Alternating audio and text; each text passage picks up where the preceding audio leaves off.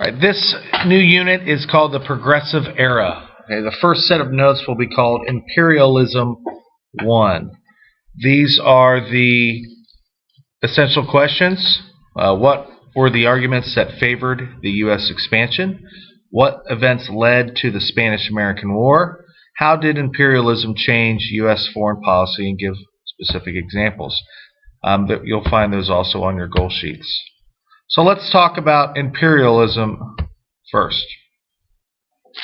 Imperialism is the desire for colonies. Imperialism is the desire for colonies, extending influence over other countries socially, economically, militarily, and culturally.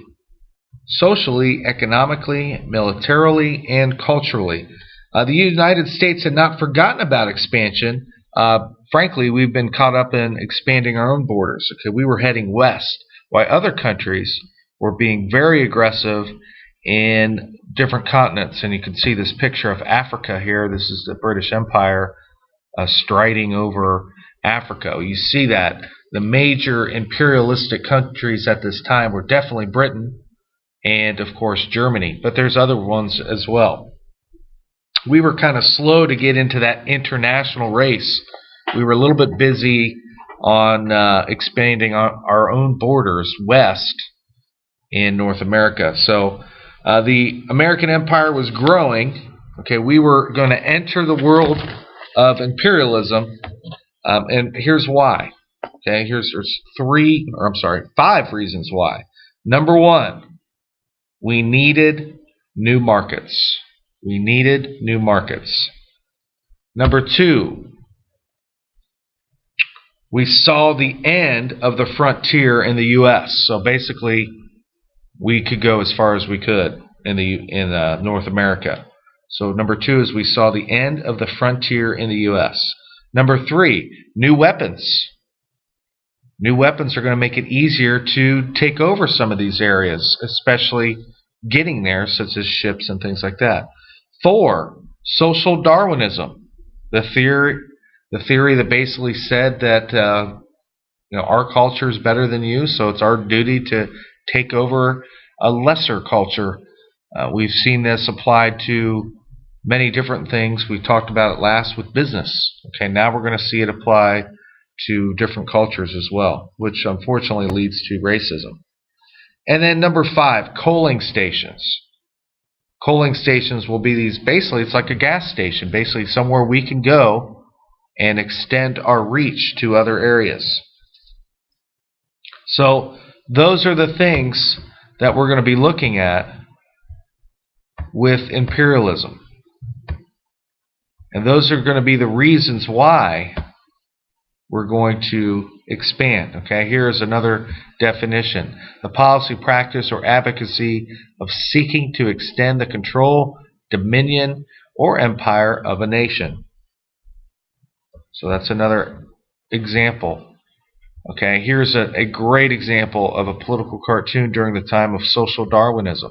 Okay, once again, the idea that our way is the best way. You must be like us. And here's a picture of a Filipino, a Hawaiian, Puerto Rican, Cuban, and I can barely read that one, Panamanian. Okay, here is our idea of what they should look like. All in Western clothes, all looking like Americans. That's a great example of social Darwinism. Okay, our way is the best. Survival of the fittest. Alfred T. Mahan will write this book in 1890. It's called The Influence of Sea Power Upon History. Here's Mahan. Here's the cover of his book. And basically, he was a 44-year-old naval captain. That's Mahan. And in his book, he wrote that the command of the sea was essential because it guaranteed trade, wealth, and security. Command of the sea was essential because it guaranteed trade, wealth, and security. And he used the history of England to prove it. At this point, England had the strongest imperial power, the largest empire. In fact, the old saying is the empire, or the sun never sets on the British Empire because it was so vast. And he went on to say that we, the U.S., should do the same. So we needed to build up our Navy to guarantee trade, wealth, and security. And you will see that some of our most famous politicians will follow his writings to a T and will begin to build up our Navy. But that's a little bit down the road. Some of the early actions of our imperialism. Japan begins to trade with the U.S. in 1854. Japan, for a long time, had basically thrown themselves into isolation. They shut off everything from the outside world until Commodore Matthew Perry. I thought I had a picture, apparently not. Commodore Matthew Perry brought his squadron of naval warships into Tokyo Bay. And he's going to negotiate a treaty of friendship with the emperor. Basically, as our guns are pointed at them, hey, would you like to negotiate? Okay, and Japan really had no choice. Their first agreement was, sure, you could use our bay, but you're not going to trade. And then we, frankly, just started to ignore the fact that they really couldn't do anything. So the agreement opened several Japanese ports to American trade and provided for the fair treatment of shipwrecked sailors. That was big because before this, any shipwrecked sailors in those waters around Japan were usually imprisoned and even tortured. So that was a big step in the right direction. In 1867, the U.S. gains Midway Island. Midway Island was is a tiny little island, and we were going to use it as a coal station. It's named Midway Island because it's basically right in the middle of the Pacific Ocean. And we're going to use that as a coaling station to extend our reach across the oceans. Okay, think of it as a gas station because that's basically what it is. Later, it will also be a cable station to run cables through. And then later, especially during World War II, very important for the military. And one of the turning points in World War II is the Battle of Midway in the Pacific, because it's right there in the middle. So we will gain Midway Island in 1867. So we are branching out slowly and not nearly as big or as fast as some of the other countries, but we're in this too. Now, one that you may not think of is Alaska. Okay, Alaska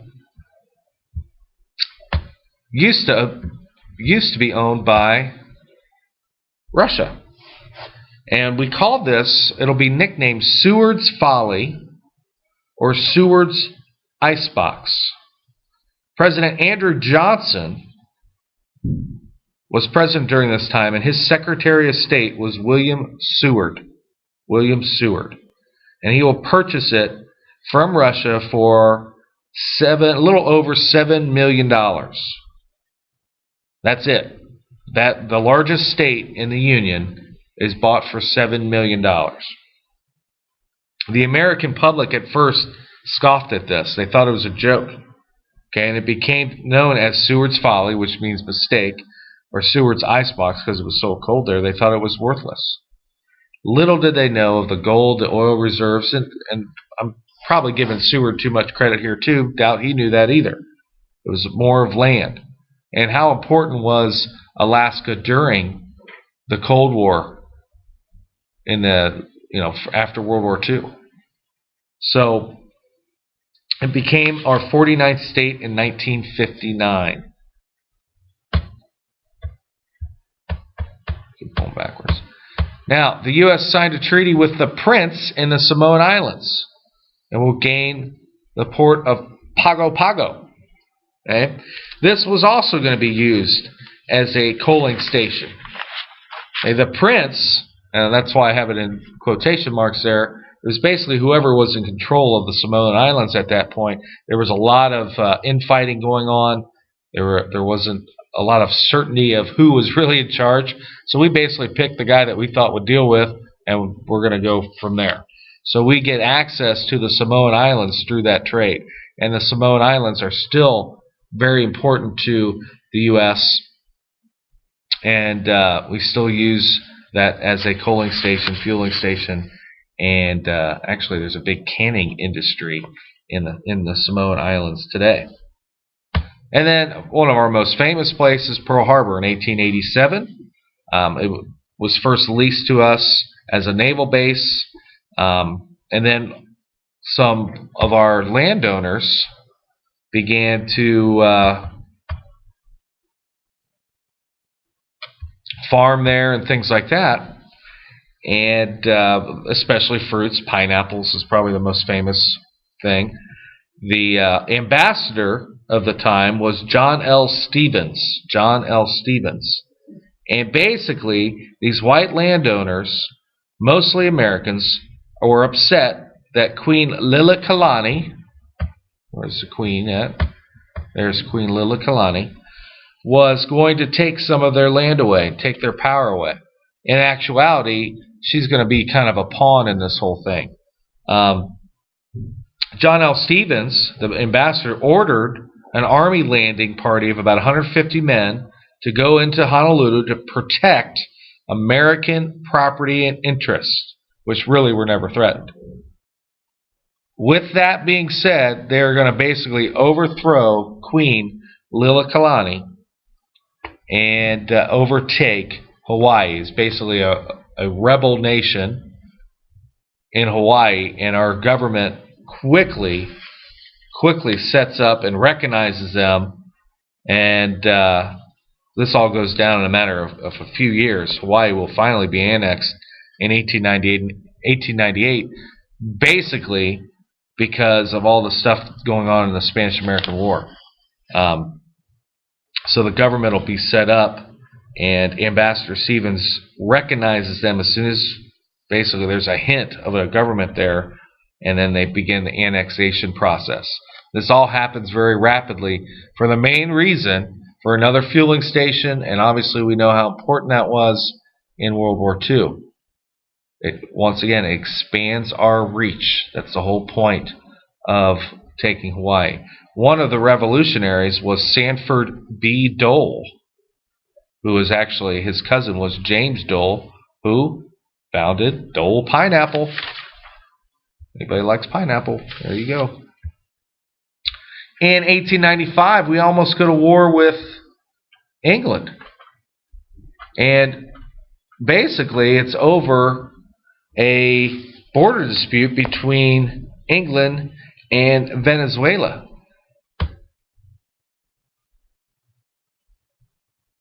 And with this border dispute, I thought I had some pictures.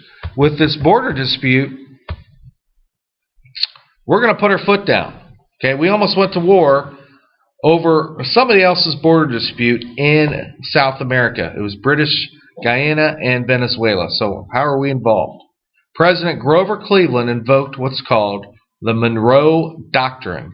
The Monroe Doctrine. Say it again. The Monroe Doctrine. Very important document. The Americas are closed to further colonization, and Europe is not allowed to interfere with any of the governments. That is as plain and simple as it gets. The Monroe Doctrine. We closed off the Americas. The U.S. said that England should submit questions concerning the boundaries to an arbitration, basically like an umpire. England first refused. We actually threatened to go to war. Even though that Britain outnumbered us as far as just battleships go. They had 32 battleships. We had 5. Okay. It was kind of a bluff. Okay. We really couldn't back this up, but we continue to say it. And England actually pulls back and decides on arbitration. Basically, because they didn't want a war. They thought it would be too costly. Okay, this would have been the third go-around at this point with the Revolutionary and the War of 1812. Too costly, and they thought that Canada would then be opened up to invasion. Yes, they were right. And Britain really had a firm grasp on Canada. So the problem would be solved pretty easily. Here are some of the pictures that we will discuss here. Let's see. Okay, there's Commodore Perry. Looks like a fun guy. Let me go back to Seward's Folly. This is how it's depicted in the newspapers. I like this one. This is my favorite. You see, there's Andrew Johnson. Remember we talked about him being depicted as a king by the Republicans. Here is Seward in the background, and here's a picture called the Russian Fairyland. See the Uncle Sam jumping, being chased by a polar bear, things like that. There's Stevens, and here's Stevens and Dole, the guy that helped with the revolution. All right, some of our early imperialists, one of the most famous ones is Teddy Roosevelt. And we will stop the lecture there, and we will continue that in the next segment.